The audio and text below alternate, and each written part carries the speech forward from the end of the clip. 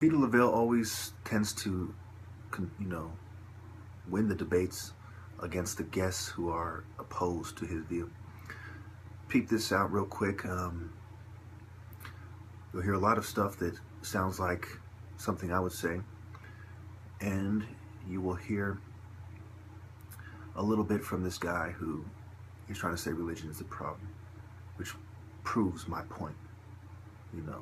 The secularists don't just want a government that is secular. They want a society that avoids the morality, that avoids the lifestyles of religion as well. Because what is the use of a secular government if everybody is a Muslim or everybody is a Christian? The rulings will still reflect their beliefs, right? Listen here. Answer to this, I agree that people live and breathe religion. That's the problem in the Middle East. The answer to this is the rule of law and democracy and secularism. I'm sorry, I'm like a broken record here, but the truth is very simple, and it exists in some parts of the world and not much in the Middle East, obviously. Jeff, if I can go to Ibn here, again, in an ideal world, I understand exactly where you're coming from, but the U.S. is doing exactly that, and its allies, bringing these ideas and these institutions to the Middle East, and what it is doing is crushing everybody in their way, okay? And it's given fuel, oxygen to some of the most noxious people on the planet, like ISIS and Al-Qaeda here. I mean, the promotion of democracy has had very negative consequences. Ibn, I'm going to give you the last word on the program, dear. Go ahead. Yeah, but I think the biggest problem for the West is that it has lost its Christian faith because it needs the moral foundation. And I think in the confrontation with Islam, we see that the West is getting weaker and weaker because it has no spiritual foundation. And this is a kind of spiritual war. It's not only a political war. And I think that it is the first time in history that the West has to face Islam without a Christian context.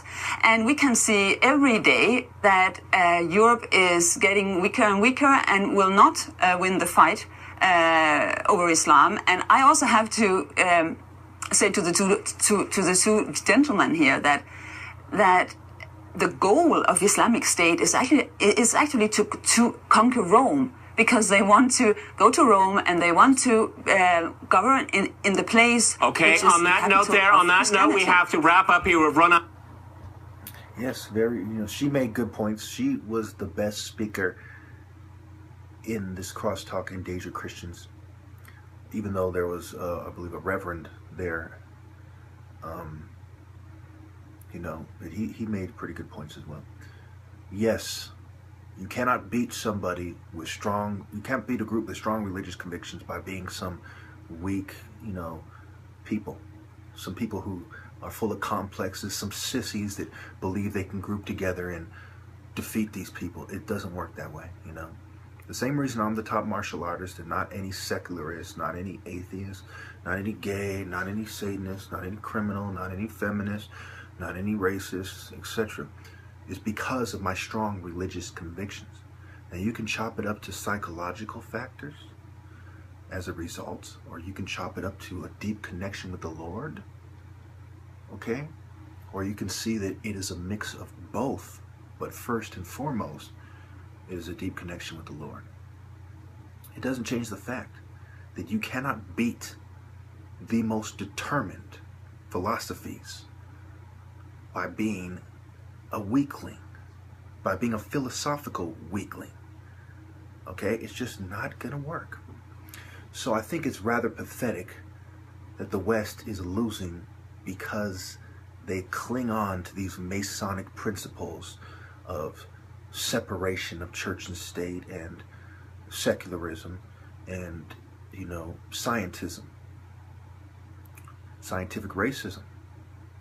We have a bunch of weak racists who are crying about, these Muslims, they're calling them names, calling them sand N-words and so on, and saying, they're fanatics and they're this, that, and the other thing. But the people who are criticizing them, as I've pointed out many, many times, are not men of principle. You know, you need a whole lot of men who aren't men of principle to beat a small group of men of principle. Okay? And so if this small group grows, it becomes more and more hopeless. She's absolutely correct. The reason why we are not beating ISIS is because they are more righteous than we are as far as morality. Now, as far as instituting Islamic law, well, when I say we, I mean the West, not me. As far as forcing Islamic law, as far as sexual slavery, as far as beheadings, these things are horrible. But we do far worse. We have given them all the ammo in the world for the purpose of recruitment. You know, if they were smart, they would talk about psychiatry all day, and it would completely destroy us. You know, ISIS has a lot of things they don't even touch on, which would be the perfect recruitment tools for the year 2006 and beyond. And they haven't even touched on these things. You know, the West is so corrupt as a result of a lack of a strong moral foundation. We are trying to build skyscrapers on a foundation of straw, you know? And it is disgusting.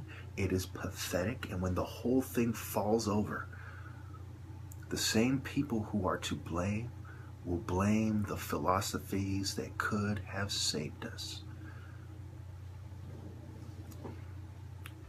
So as long as ISIS contains men of principle and the West contains men of selfishness and self-indulgence and materialism, they will continue to gain on us, no matter how much money we throw at defeating them. Because a principle is more powerful than all the bombs in the world. Something that people are struggling to grasp. It reminds me of the old saying, where there's a will, there's a way. And mind over matter. The West is learning the hard way that their attack on Christianity is not helping them defeat the type of people who you need Christians to defeat. It's a very, very sad situation we find ourselves in. If you look at the Crusades, some of the greatest warriors in the Crusades were the most convicted people. There was great Muslim warriors. They were very convicted. There was Templars who were very convicted for the most part until they went astray. And these are the people who dominated the Crusades. Everyone else was kind of a victim to the men of principle who were clashing in Jerusalem, clashing at the Battle of Acre, clashing. You know, we can't send a poodle to fight a pit bull. You know? You don't send some effeminate computer geek into the fucking ring with Mike Tyson. You know? We can't beat these people by being weak on morality. We can only beat these people with the deepest moral convictions. It's not enough that the people in charge are a bunch of extremists. Okay? They are the type of cowards who call for extreme measures, but do not have the heart to do them themselves. They'll say, yes, we want you to do eugenics on all these people. We're not going to do it. We're just going to order it. You know, your foundation is weak. Your shot callers are weak. And you expect to defeat a powerful, strong foundation with a very powerful, convicted shot callers. There's a difference between being an extremist who hides behind men who are willing to spill blood and get their hands dirty, and a group of convicted radicalists. There's a big difference. And if the West doesn't return to its Christian roots, it will fail. That's why in the Bible, you know, and in the Quran and so on in the Torah, Armageddon is a battle between convicted people, men of principle, and forces of evil. You know, you have people who are very convicted, and you have evil people, and the convicted people win. The moral convicted people win. Okay? If you believe there's going to be a battle of religions, you know, these are convicted religious people, religiously convicted people. Society was founded by people with strong religious convictions. The word cult is where is the root of culture. Okay? You had the priesthoods. Were these people peasants being told what to do? Or did they found the most powerful and glorious empires in history? Babylon, Egypt, and Rome, and Greece, and Persia. The world has always been ruled by men of principle. And this temporary substitution with these cowards who are extremists, who don't have the heart to do the work themselves, it's not going to last very long.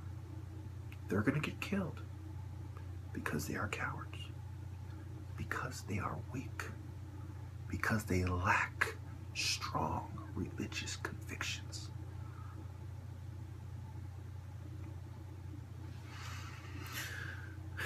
And so,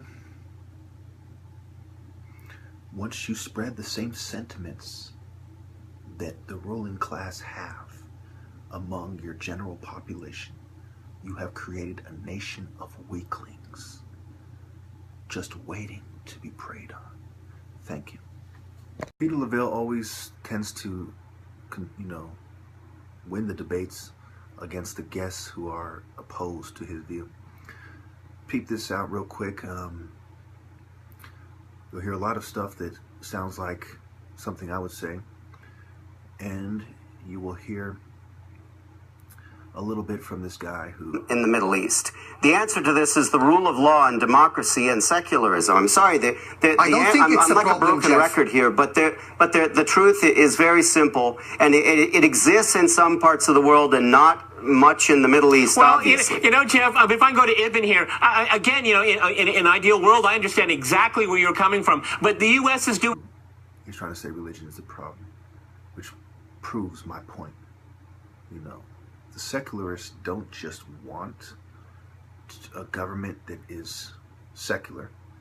They want a society that avoids the morality, that avoids the lifestyles of religion as well. Doing exactly that, and its allies, bringing these ideas and these institutions to the Middle East, and what it is doing is crushing everybody in their way, okay? And it's given fuel, oxygen to some of the most noxious people on the planet, like ISIS and Al-Qaeda here. I mean, the promotion of democracy has had a very negative consequence. Ibn, I'm going to give you the last word on the... Because what is the use of a secular government if everybody is a Muslim or everybody is a Christian? The rulings will still reflect their beliefs, right? Listen here. Answer to this, I agree that people live and breathe religion. That's the problem.